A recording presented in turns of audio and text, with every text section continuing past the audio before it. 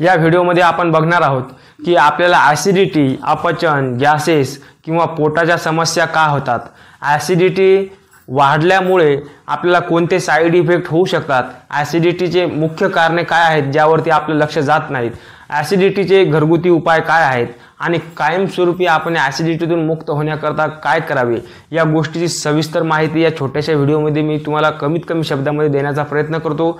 काही कारणास्तव व्हिडिओ मोठा होऊ शकतो, परंतु जर आपल्याला जर ॲसिडिटीपासून कायमस्वरूपी जर मुक्त जर व्हायचं जर असेल तर आपण नक्कीच हा पूर्ण व्हिडिओ ऐकावा असं मला व्यक्तिगतरित्या वाटते। त्या अगोदर या चॅनलला सबस्क्राइब अवश्य करून ठेवा। आपल्या कसल्याही प्रकारच्या पोटाच्या समस्या असतील, ॲसिडिटी, अपचन, गॅसेस, मूळव्याध किंवा त्वचा विकार किंवा शुगर यासारख्या समस्या जर असतील आणि आपण अनेक दिवसाच्या त्यावरती किचकट अशा ट्रीटमेंट घेऊन जर तुम्हाला योग्य तसा हवा तसा जर रिझल्ट जर मिळत जर नसेल तर एक वेळ दिलेल्या या नंबरवरती आपण संपर्क करू शकता। आमचं योग्य ते मार्गदर्शन व आवश्यकता असल्यास औषधीसुद्धा आपल्याला प्रत्यक्ष भेटून किंवा गरज असल्यास घरपोचसुद्धा पाठविल्या जाईल।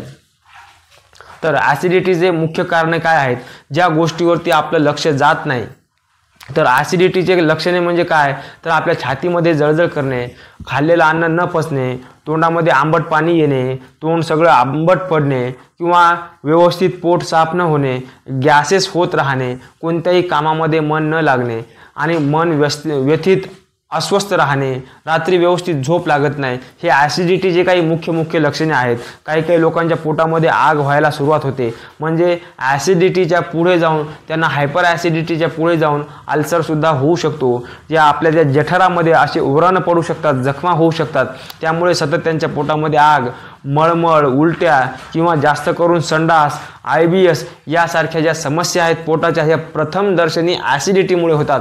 परंतु त्यात जर आपण ॲसिडिटीकडे जर दुर्लक्ष जर करत जर राहिलो तर ते ॲसिड जे आहे ते आपल्या रक्तामध्ये मिसळून आपण तशीच जर दिनचर्या जर फॉलो जर करत जर राहिलो तर तुमच्या रक्तामध्ये सुद्धा ॲसिडिटी वाढून बऱ्याचशा लोकांना हाय बीपीचा किंवा हार्ट प्रॉब्लेमचा सुद्धा सुरुवात होऊ शकते। ॲसिडमुळे आयुर्वेद सांगतो की जवळपास 40 प्रकारचे आजार होऊ शकतात। त्यामुळे आपल्या शरीरामध्ये जे आपल्याला वरदान म्हणून मिळालेले जे पित्त आहे ते आपल्याकरता अभिशाप सुद्धा होऊ शकते। तर त्यावरती उपाय काय, तर ते पित्त जे आहे, जसं आपल्याला 3 दोष आहेत, वात, पित्त आणि कफ, त्यापैकी जर पित्ताचं इम्बॅलन्स जर झालं तर ते संतुलित केलं म्हणजे आपल्याला ॲसिडिटीच्या आजारातून आपण मुक्त होऊ शकतो। तर ते असंतुलित होण्याची कारणं काय, तर ते आपण या ठिकाणी बघणार आहोत। मुख्य कारण म्हणजे त्याचं आहे आपलं खानपान बिघडणे। हे तर तुम्हाला माहितीच असेल। तर खाण्यापिण्याच्या वाईट सवयी कोणत्या, तर सर्वात वाईट सवय अशी आहे की न खाणे। टायमावरती जर तुम्ही जर खाल्लं तर तुम्हाला सहसा ॲसिडिटी होत नाही। ज्या लोकांना धावपळीची ड्युटी आहे, नाईट ड्युटी आहे, म्हणजे खाण्यासोबतच झोपसुद्धा हा एक शरीराचा आहार आहे। जसं आपल्या शरीरामध्ये तहान आणि भूक हे दररोज नेहमी होणारे आजार आहेत, तर त्यांचं औषध काय आहे, तर त्यांचं औषध आहे अन्न आणि पाणी। त्याचप्रमाणे शरीर थकणे हे सुद्धा नेहमी होणारी समस्या आहे, तर त्याचं औषध काय आहे, तर 6 ते 8 तासाची झोप। आणि आपण अन्न, पाणी आणि झोप यापैकी काही जरी नाही भेटलं तरी सुद्धा आपलं शरीर हे बिमार पडायला सुरुवात होते। हे टायमावर सुद्धा भेटले पाहिजे, हे सुद्धा एक औषध आहे।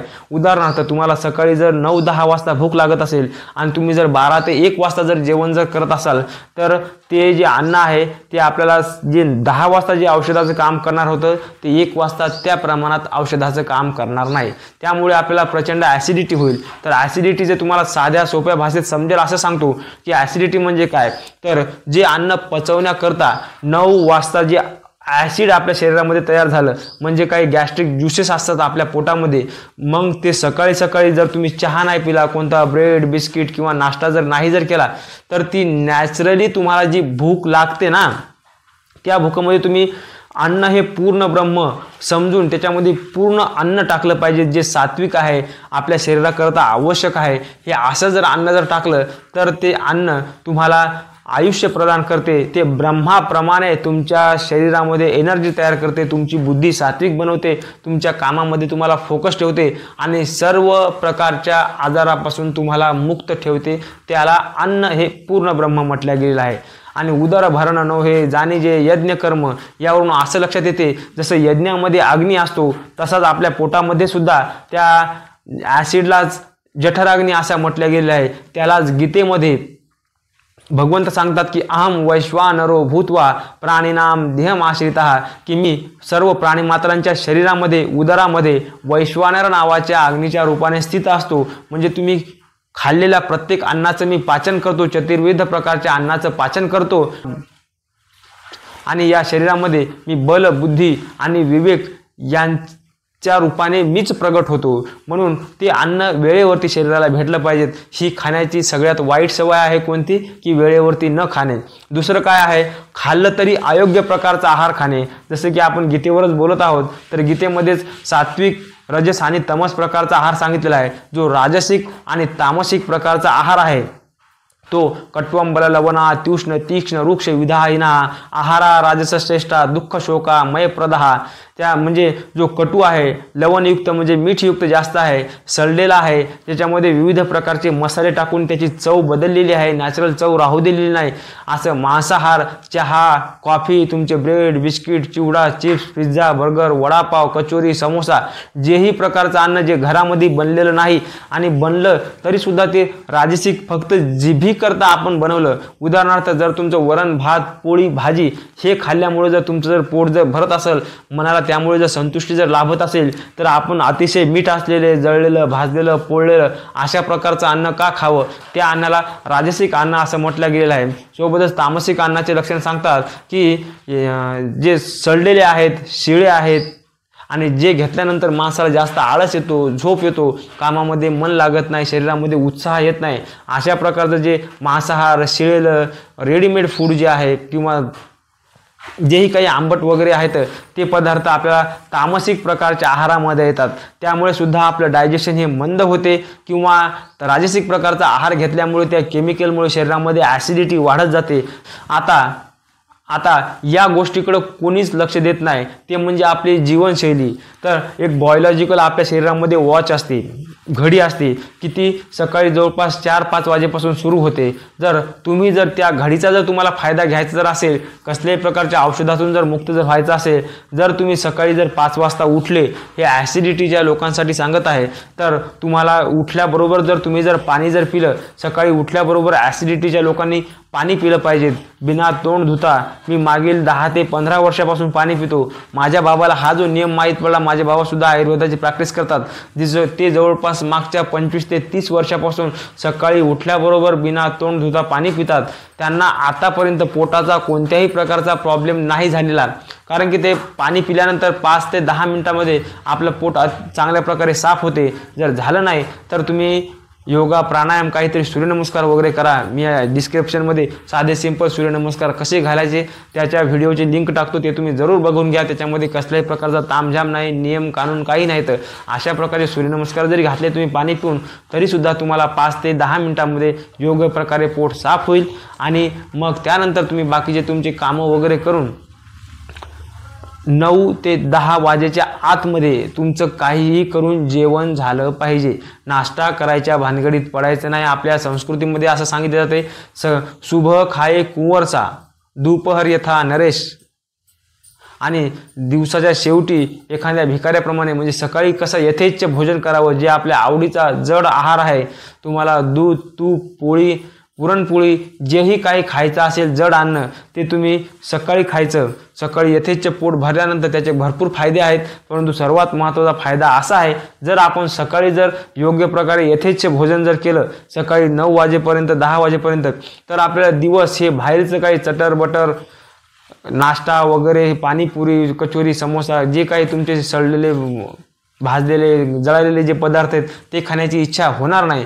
म्हणून तुम्ही सकाळी यथेच्छ भोजन करा आणि दिवसभर कोणत्याही अन्नाकडे पाहू नका.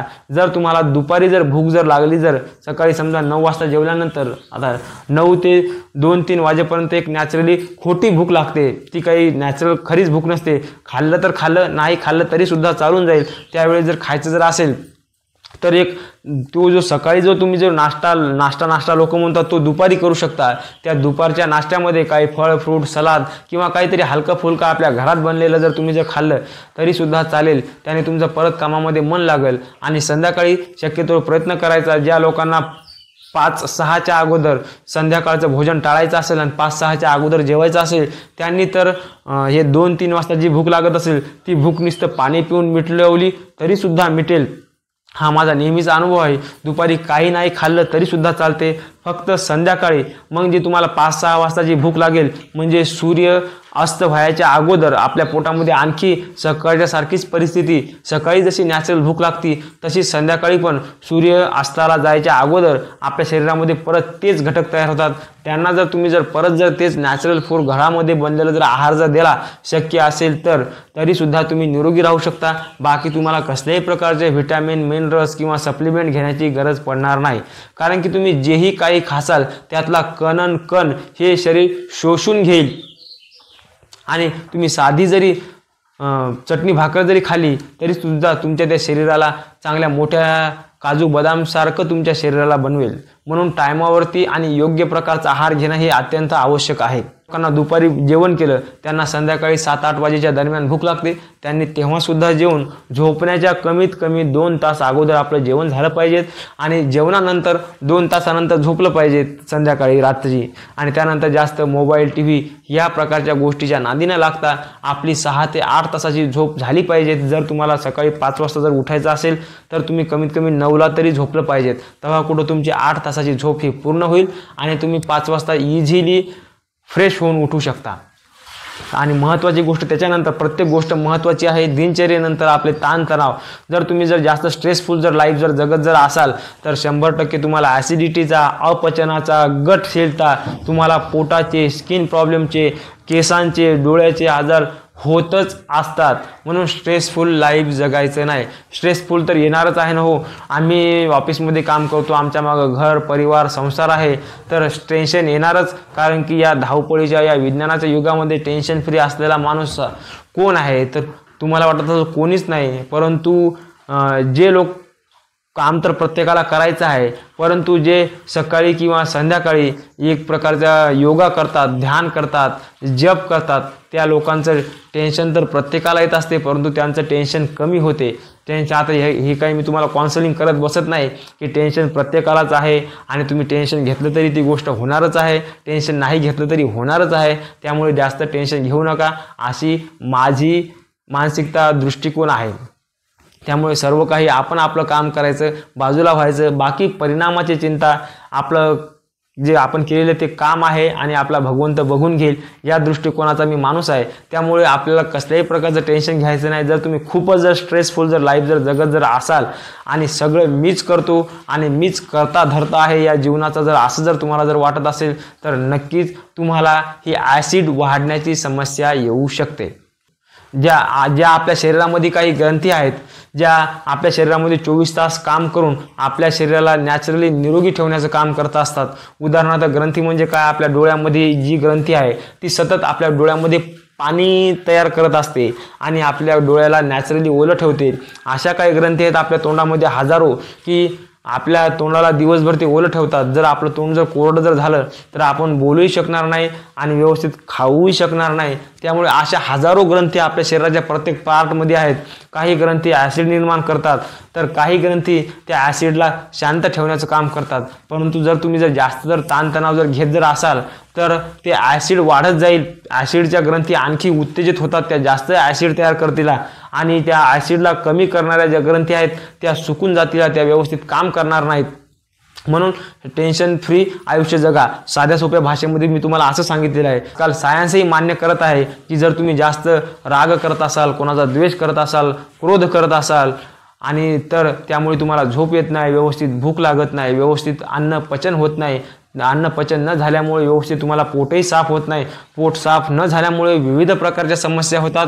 त्यामुळेच तुम्हाला हे मूळव्याध होते, स्किन प्रॉब्लेम होतो, तो मळ आपल्या शरीरामध्ये साठत जातो, वरून आपल्या शरीरामध्ये ॲसिड वाढत जातं आणि अशा प्रकारच्या समस्या होत जातात। झोप, त्या टेन्शनमुळे तुम्हाला झोपही येत नाही, व्यवस्थित झोप न झाल्यामुळे शरीराची जी आपली दिवसभरात हानी झालेली असते, शरीर जे थकलेलं असतं ते थकवा जात नाही आणि शरीर तसंच ताणतणावाखाली परत उद्या काम करत राहते, परत आज रात्री व्यवस्थित झोप झाली नाही, परत उद्या अशा ताणतणावाने तुम्हाला शरीरामध्ये अनेक क्रिटिकल प्रकारचे आजार होऊ शकतात. बऱ्याचशा लोकांना IBS होतो. बरेचसे लोकांचे मला फोन येतात की सर माझं मार्केटिंगचं काम आहे, माझा एखादा बिझनेस आहे, बिझनेस चालत नव्हता म्हणून खूप टेन्शनमुळे आज रोजी मला सुरुवातीला ॲसिडिटी वगैरे व्हायची. ॲसिडिटी मी अशाच गोळ्या घेऊन तात्पुरत्या ॲलोपॅथीच्या गोळ्या किंवा एखादी गोळी एखादं ते चूर्ण पिल्यामुळे एकदा पोट साफ व्हायचं किंवा ॲसिडिटी जायची. परंतु आज रोजी मला IBS झालेला आहे. म्हणजे ते शरीरामध्ये ते ॲसिड, ती आग तशीच राहून त्याने आपल्या आतड्याला घाव केलेले आहेत किंवा आतड्यांना काही लोकांना छिद्र झालेले आहेत. त्यामुळे सुद्धा अशा समस्या येऊ शकतात. त्यामुळे आपलं टेन्शन फ्री असणं, आपल्याला रात्री शांत झोप लागणं, मी तर म्हणेल की 2 पैसे कमी कमवा, कोणाचा तळतळाट घेऊ नका, पण रात्री तुम्हाला शांत झोप लागली पाहिजे यावरती अवश्यमेव ध्यान द्या. रात्रीची झोप ही कितीही पैसे देऊन आपण विकत घेऊ शकत नाही. वेळेवरती अन्न लागणारी भूक ही आपण पैसे देऊन विकत घेऊ शकत नाही. त्यासाठी आपल्याला स्वतःच्या शरीराने कष्ट करावे लागतील, इमानदारीनं वागावं लागेल. तेव्हा कुठं तुम्हाला नैसर्गिकरित्या भूक आणि नैसर्गिकरित्या झोप लागेल. आणि एवढं करूनही तुम्ही किती जरी धावपळ करून जर कमवलं तरीसुद्धा तुम्हाला खाणं आहे 2-4 पोळ्याच. जे लोक जास्त धावपळ करून कमवतात त्यांना तर खायलासुद्धा भेटत नाही, त्यांना झोपायलासुद्धा भेटत नाही. मग इतकी 2 नंबरची लोकांच्या तळतळाटाची संपत्ती कमवण्यात काहीही अर्थ नाही असं मला वाटते. तुमचं याबद्दल काय मत आहे कमेंटमध्ये जरूर सांगा. आता ह्या झाल्या समस्याची एकदा समरी करतो. तर एक तर वेळेवरती न जेवण करणे, जेवलं तरी चुकीच्या प्रकारचं जेवण करणे. तिसरं म्हणजे आपल्या शरीराला व्यायामाचा अभाव, दिनचर्या चुकीची असणे आणि एक तर ताणतणावाचं जास्त आयुष्य आपण स्वीकारणे, रात्री व्यवस्थित झोप न होणे, हे मुख्य ॲसिडिटीचे कारणे आहेत. जर हे दूर झाले तर ॲसिडिटीची दुसरी काही ट्रीटमेंट करायची गरज राहणार नाही. तरी पण जर तुम्हाला जर असं वाटत असेल की आमची तुम्ही मदत करावी तर तुम्ही दिलेल्या नंबरवरती एक वेळ अवश्य व्हॉट्सअप किंवा आयराताई या आपल्या स्वदेशी ॲपवरती आम्हाला मेसेज करा. आम्ही आपली शक्य ती मदत करूयात. अशा हजारो लोकांच्या मी मदत केलेल्या आहेत. त्यांचं जे बिघडलेलं डायजेशन आहे, बिघडलेली दिनचर्या आहे, ती एक वेळ दुरुस्त केली की एकदा आपण खाल्लेली प्रत्येक गोष्ट आपल्याला पचेल. एकदा आहारासाठी मार्गदर्शन, एकदा तुमच्या दिनचर्येसाठी मार्गदर्शन आणि त्या अगोदर जी बिघडलेली जी डायजेशन आहे ती रिसेट करण्यासाठी जर योग्य प्रकारे औषधी आणि मार्गदर्शन जर भेटलं तर तुम्ही या आजारातून मुक्त व्हाल. ही झाली ॲसिडिटीची कारणं. त्यामध्ये एक मुख्य कारण हे पण आहे की तुमचं वाढलेलं वजन जास्त, जर तुमचं पोट जर वाढलं तर पोटामध्ये जे ॲसिडिटी जी तयार होते ते तुम्ही असं बसल्यामुळे ते ॲसिड तुमच्या वरही येऊ शकते, छातीमध्ये सुद्धा वेदना करू शकतात आणि त्या वजनामुळे बऱ्याचशा आपल्या ग्रंथी आहेत त्या व्यवस्थित काम करत नाहीत. असे अनेक त्या स्थूलतेचे आजार आहेत. आता त्यावरती घरगुती उपाय आणि कायमस्वरूपी उपाय काय आहेत हे आपण बघणार आहोत. तर घरगुती उपाय काय आहेत तर एक तर तुम्ही अद्रकीचा काढा, त्याच्यामुळे गूळ वगैरे टाकून पिऊ शकता किंवा रात्रीला त्रिफळा चूर्ण किंवा अविपत्तिकर चूर्ण हे गरम पाण्यासोबत 1-1 चमचा जर घेतलं तर व्यवस्थित सकाळी पोट साफ होईल आणि तुम्हाला ॲसिडिटीचा प्रॉब्लेम त्या दिवसापर्यंत तरी कमीत कमी जाणवणार नाही. जेवणामध्ये लिंबाचा उपयोग करायचा, टायमावरती जेवण करायचं आणि सोबतच तुळशीचा चहा हे सुद्धा प्यायचं. तुमचा जो चहा आहे तो सोडून द्यायचा. जे तुमचे ॲसिडिक जे डाएट आहे, हॉटेलचं खाणं पिणं ते पूर्णपणे बंद करायचं. कोल्ड्रिंक्स, चहा, कॉफी, दारू, मसाले, तुमचे ते बिडी, सिगारेट, पान मसाले हे पूर्णपणे बंद करायचं आहे. तंबाखू, तर त्यामुळे तुम्हाला पहिल्या दिवशीपासून रिझल्ट दिसून येईल. त्यासाठी प्रचंड मनशक्तीची गरज आहे. ती मनशक्ती हे तुमच्या व्यसन केल्यामुळे ती मनशक्ती कमजोर होती. तुम्ही ठरवलेली गोष्ट पूर्ण होत नाही. त्यामुळे अगोदर व्यसने सोडा आणि दिनचर्येमध्ये सुधार आणा. सोबतच अद्रकीचा जो तुकडा आहे तो तोंडामध्ये चोखून खात राहा. त्यामुळे जो पाचक रस आहे ते व्यवस्थित बनत राहतील. शरीरामध्ये सडलेलं जे अन्न आहे ते पुढे पास होत राहील. त्यामुळे अद्रकीचा तुकडा चोखत राहा. गुळासोबत त्याचा काढा किंवा मधासोबत ती अद्रक सुद्धा चोखू शकता. त्यानंतर बडीशेप खाण्यामध्ये ठेवा मुखवास म्हणून. त्यासोबतच बडीशेप हे रात्रभर पाण्यामध्ये भिजून त्यामध्ये धने, ज्येष्ठमध हे सकाळी मिसळून सकाळी त्या गाळून त्याचा काढा जर घेतला तरी सुद्धा तुमच्या ॲसिडिटीवरती फरक पडेल. पुदिन्यासोबत आपलं ताक मिसळून जर घेतलं ते सुद्धा चांगलं आहे. जेवणानंतर जिरेपूड, त्यामध्ये थोडासा ओवा आणि सेंधा मीठ टाकून जर तुम्हाला ताक जर घेतलं तरी सुद्धा तुमच्या ॲसिडिटीवरती तुम्हाला चांगल्या प्रकारे रिझल्ट दिसून येतो. घरगुती उपाय कधीपर्यंत करायला पाहिजेत, तर कधीतरी 8-15 दिवसातून आपल्या ॲसिडिटीचा त्रास होतो, तर आपण ते घरगुती उपाय करून त्यापासून तात्पुरता रिलीफ आपल्याला भेटू शकतो असं. आणि जर तुम्हाला हे जर लक्षणं जर जास्त प्रमाणात जर असतील, मी सांगितले तितक्या प्रमाणात, तर तुम्ही अवश्यमेव एक वेळ डॉक्टरांना तुमच्या भेटायला पाहिजेत. आठवड्यातून 2दा किंवा त्यापेक्षा जास्त जर तुम्हाला ॲसिडिटीचा त्रास होत असेल 2 दिवसापेक्षा जास्त, तर तुम्ही डॉक्टरांना भेटलं पाहिजेत. घसा खवखवत असेल, त्यामुळे जास्त खोकला येत असेल किंवा गिळण्याला त्रास होत असेल, अपेक्षित जर तुमचं अचानकच जर वजन जर कमी जर होत असेल, तरी सुद्धा तुम्ही डॉक्टरांना जाऊन भेटलं पाहिजेत. जेवणानंतर उलट्या होत असतील त्या आणि संडास करत असताना तुमच्या संडासला लागूनच आतूनच जर ब्लड येत असेल, तरी सुद्धा ही चिंतेचा विषय आहे. त्यासाठी तुम्ही सुद्धा डॉक्टरांचं मार्गदर्शन घेतलं पाहिजेत. आणि जास्त ॲसिडिटी वाढल्यामुळे जर तुम्हाला झोप जर व्यवस्थित जर येत नसेल, तरी सुद्धा तुम्ही डॉक्टरांकडे गेले पाहिजेत. कारण की हे ॲसिडिटी ही खूप पुढे गेल्याची ही लक्षणं आहेत. त्यामुळे अन्ननलिकेमध्ये दुखापत, बऱ्याचशा लोकांना अन्ननलिकेला जखम होते, त्यामध्ये एखादा घाव पडतो, त्यामध्ये सुद्धा त्यांना प्रचंड त्रास होतो. त्यांनी सुद्धा या गोष्टीसाठी टाइमपास न करता लवकरात लवकर डॉक्टरांना भेटावे. त्यासाठी आवश्यक त्या टेस्ट किंवा ट्रीटमेंटसुद्धा कराव्या. किंवा जठरांतरीय जे प्रॉब्लेम असतात जठरामध्ये झालेले, जसं की IBS होतो किंवा आतड्याला स्क्रॅचेस पडतात, त्यामुळे अल्सरसुद्धा झालेला असतो, तर त्यासाठी सुद्धा आपण डॉक्टरांचं मार्गदर्शन अवश्यमेव घ्यावं. तर यावरती कायमस्वरूपी उपाय काय आहेत, तर कायमस्वरूपी उपाय आहेत जसं सांगितलं की दिनचर्या वगैरे सुधारणे, जे अगोदर जे कारणे सांगितले त्या कारणांचा नाश करणे, जर खूपच जर ॲसिडिटी जर झाली जर असेल तर टाईमशीर उठणे, आणि सर्वात महत्त्वाचं जेवणाला मुळीच उशीर करू नये. जर तुमचं 2च टाईम जर जेवण करत असाल किंवा खूप उपवास वगैरे धरत असाल, तर ते उपवास बंद करा. 2-3 टाईम जेवायला सुरुवात करा. आपल्या जेवणामध्ये जास्तीत जास्त फळांचा समावेश ठेवा. जेवणामध्ये दुधाचा, तुपाचा यांचा सुद्धा समावेश जर ठेवला, तरी सुद्धा तुमच्या पोटामध्ये काही साईड इफेक्ट झाले असतील, पोटामध्ये आग जर उठली जर असेल, तरी सुद्धा यापासून तुम्ही मुक्त होऊ शकता. सोबतच 6 ते 8 तासाची जास्तीत जास्त झोप घ्या. वजन जर वाढलं असेल तर वजन कमी करा. जास्त स्ट्रेसफुल जर लाईफ जगत असाल तर त्या टेन्शनपासून मुक्त व्हा. आणि आणखी एक महत्त्वाचा विषय सांगतो, जर तुम्ही जास्त जर बाहेरचं जर खात असाल, भूक असो किंवा नसो, आपल्या आवडीची गोष्ट आल्यानंतर जर तुम्ही जर खात जर राहत जर असाल, तर ती अत्यंत चुकीची गोष्ट आहे. मी तर म्हणेल एक नियम जीवनामध्ये अवश्यमेव पाळा, आणि तो म्हणजे तुम्हाला कधीच बिमार न पडू देणारा नियम म्हणजे दवा ना खाना, सही समय पर सही खाना. तुमचा आहार हेच औषधी आहे. फक्त ती योग्य वेळी योग्य आहार घेतला पाहिजेत. बाकी अयोग्य आहार तुम्हाला 1 लाख रुपये दिले तरी सुद्धा तुम्ही खाऊ नये. अशा प्रकारचे दृढ संकल्पित तुम्ही व्हा. तुमची ॲसिडिटी ही बिना औषधाची नीट होईल. ॲसिडिटीमुळे जे पुढे जे होणारे नुकसान आहेत ते सुद्धा तुमचं टळेल. तुमचं आयुष्य हे सुख, शांतिमय, आरोग्यपूर्ण आणि भरभराटीस प्राप्त होईल, या जर तुम्ही नियमाचं जर पालन जर केलं तर. आणि दुसरा नियम असा आहे, जर वजन जर वाढलेलं असेल तर तो वजन थोडं तुमचं नियंत्रणात आणा. आणि दिवसाचा 24 तासापैकी 1 तास तुमचा योग, प्राणायाम, ध्यान, जप यासाठी तुमच्या मनाला आणि शरीराला शांत करणारे, मन नियंत्रणात आणणाऱ्या गोष्टीवरती तुम्ही फोकस करा.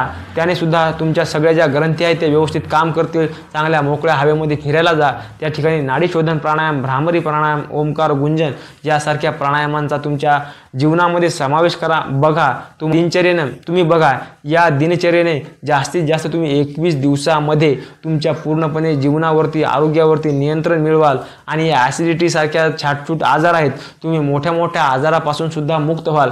पॉझिटिव्ह माइंडसेट ठेवा, हे सुद्धा महत्त्वाचं आहे. आणि वारंवार सांगायची तीच गोष्ट, पॉझिटिव्ह माइंडसेट ठेवा, टेन्शनपासून मुक्त राहा, हेच तुम्हाला मी वारंवार सांगेल. आणि तरीसुद्धा तुम्हाला या प्रकारच्या समस्या जर जाणवत जर असतील, तर तुमचे डायजेशन सिस्टम ही चांगल्या प्रकारे बिघडलेली आहे. तिला जर कायमस्वरूपी नीट करायचं असेल तर एक वेळ तिचा रिसेट होण्याचा कोर्स तुम्हाला करून घ्यावा लागेल. त्यासाठी तुम्ही आम्हाला संपर्क करू शकता, किंवा तुम्ही तुमच्या घरी सुद्धा षटकर्म, ज्या योगाच्या क्रिया आहेत त्याने सुद्धा करू शकता. आणि ते तुम्ही घरी जर करून जर घेतलं तर कसल्याही प्रकारच्या औषधीशिवाय 0 बजेटमध्ये तुम्ही ॲसिडिटीपासून मुक्त व्हाल, हीच मी तुम्हाला या ठिकाणी सांगू इच्छितो. तुम्हा सर्वांना तुमच्या आयुष्यामध्ये सुख, शांती, आरोग्य, समाधान, ऐश्वर्य लाभो. तुम्ही दीर्घायुष्य आपणास प्रदान करू. आपलं सर्व कुटुंब सुखी, संतुष्ट राहू, हीच आजच्या दिवशी मी आपल्यासाठी भगवान धन्वंतरीकडे प्रार्थना करतो. पूर्ण व्हिडिओ बघितल्याबद्दल मी मनापासून आपला खूप खूप आभारी आहे. धन्यवाद.